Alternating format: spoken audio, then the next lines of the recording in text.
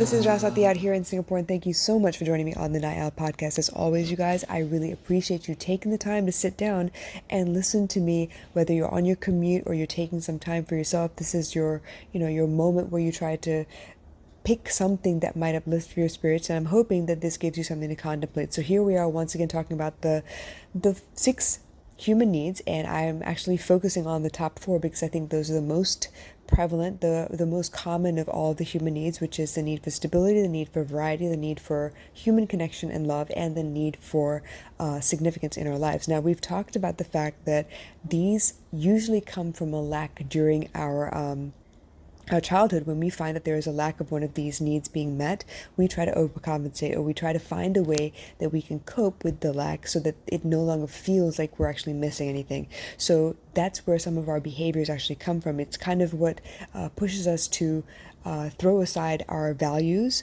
or the rules we've set for ourselves or the boundaries we've set for ourselves just to be able to get that need met. We've talked about how sometimes we push our way into being significant in someone's life. We've found a way to explain how sometimes there are people in our lives that will do anything just to make sure that the connection is still working between two people. Whether or not that person hurts us or not is not the question. It's more of, I just need to feel connected to this person. I will not fail in this matter. I need to feel connected. I need to feel love. I need to be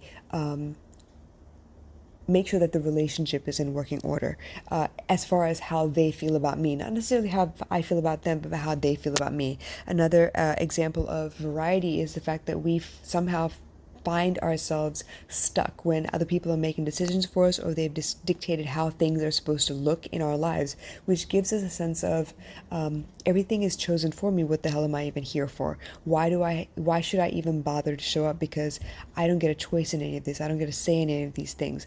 I don't get to choose the food I eat or the clothes I wear, the way I wear my hair, simple things like that. We feel like suddenly everything is dictated for us, and we're just showing up to kind of just fulfill someone else's wishes, which makes us feel the need to kind of break free of all of that and decide for ourselves, kind of like, a little bit of a sense of adventure. We want to be able to do something on our own terms for once.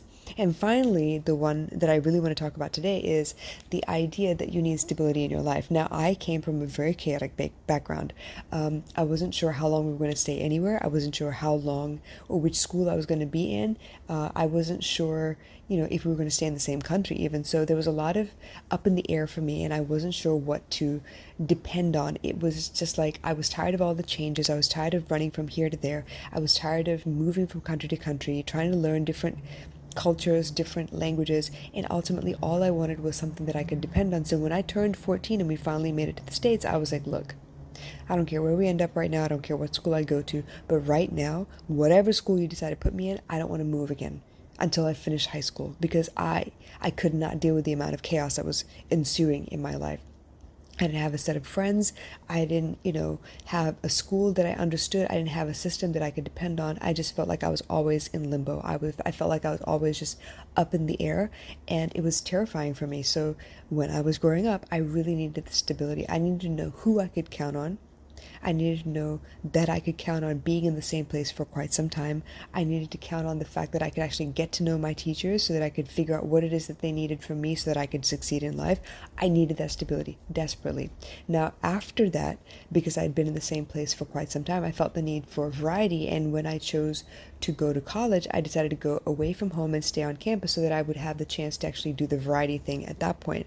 But even then, after college, because I had so much choice at that point, even though it was quite structured, I had a place to stay, I had classes that I had to attend, there was some kind of a schedule.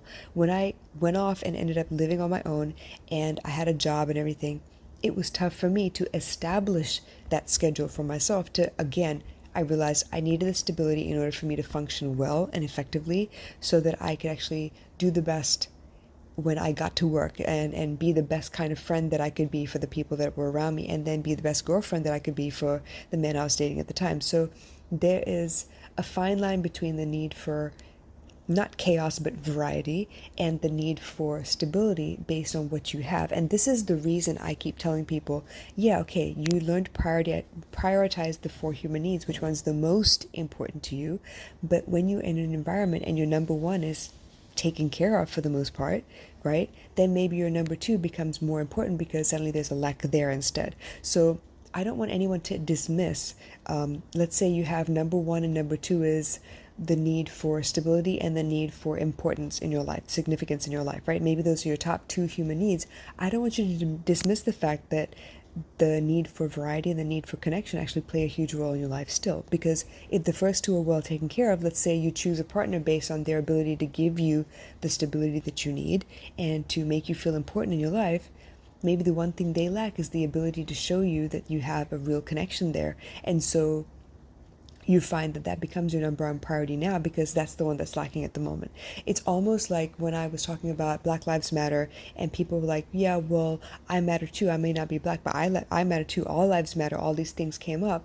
It's more of your ability to put it in perspective in this particular scenario. Let me give you an example. Yeah, let's say I have 5 kids, right?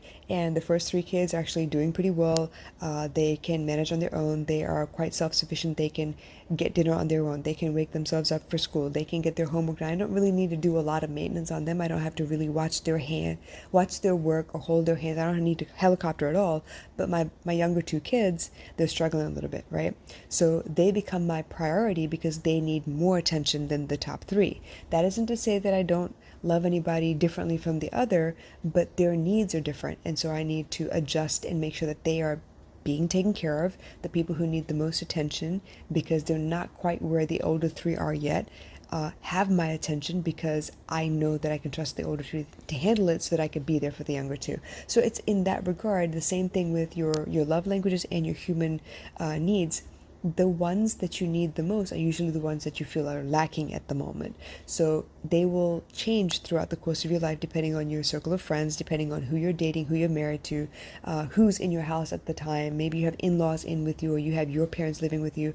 Maybe you have your grown kids with you, or you have young children in the house with you. It all depends. Things are constantly in a state of flux. They will change. The priorities will shift every so often, which means you need to be able to determine, based on a little bit of self-awareness, where your priorities lie and what needs to be taken care of right now because there is a lack somewhere. So for me, I realized very, very early on that I needed the stability in order for me to function well. And eventually I need the leeway to be able to choose for myself and have the variety as well. So I felt like I wasn't just like, punching a clock, paying bills, eating, sleeping, getting up, punching a clock, paying bills, and doing the same thing over and over again. I needed that variety and that sense of adventure in my life.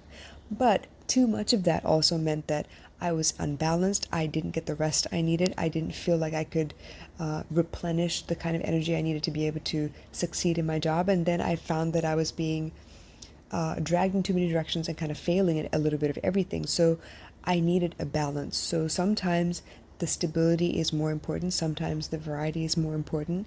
But generally speaking, this is how I decided for myself what took precedence and where I should focus my energy so that I could worry less, that I could stress less. You see what I'm saying? So I'm hoping with these little anecdotes that I'm trying to throw out there that you see how important it is for you to be aware, how crucial it is for me to teach these things, because I feel like everything kind of boils down to what are your human needs, the priorities in that list, and then what are your love languages as far as receiving love and giving love, and then the rest is how do you communicate what you need, how do you communicate what you like, how do you communicate what you don't like. The rest from there becomes a little bit easier to kind of translate, right? And so that people around you, the people that are most important in your life, know what is expected, know what you're looking for, and so there's less chance of misunderstanding and unnecessary chaos in your life. So once again, like I said, this is something that's near and dear to my heart. This is something that I feel is like crucial human relations 101 kind of stuff. And I'm hoping that it is helpful to you to hear it explained in this manner so that you can actually put it in perspective for yourself as well. So once again, if you have any questions or comments, drop them in the comments below. I do want to hear from you guys. But in the meantime, you should probably take a look at your life and see what it is that you need generally to be able to function well. And I mean well, not just function at the bare minimum. I mean function well, effectively, and then try your best to be able to enhance those things that you need around you and reduce the things that are taking away from your ability, your energy, your inspirations, your imagination, all of those things, so you can live your best life. You hear what I'm saying? All right, you guys, I'll catch you later, and y'all take care.